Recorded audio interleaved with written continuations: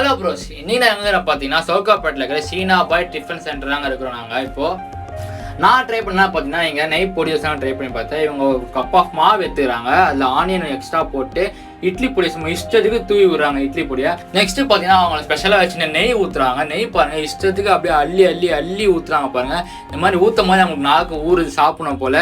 அண்ணா போதும் போதும் போதும், எவ்வளோ தானே நெய் ஊற்றுவேன். நெய் ரோஸ்ட் விரும்பி சாப்பிட்றோம், கன்ஃபார்ம் இங்கே ட்ரை பண்ணி பாருங்கள். தோசையை திருப்பி போட்டதுக்கப்புறம் அண்ணா மனசு தாராள மனசு போல மறுபடியும் நெய் ஊற்றுறாங்க.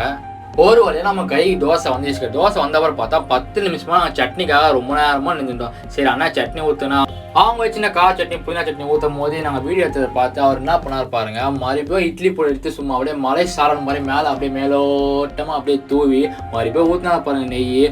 அண்ணா போதும்ண்ணா நெய் ஊற்றுனது போதும், நம்ம வீடியோ எடுத்துட்டு வாங்க நம்ம சாப்பிட்டு பார்ப்போம் சொல்லி அவங்க தோசையை ட்ரை பண்ணி பார்த்தா 70 rupees ஒருத்தான் தோசை தாங்க.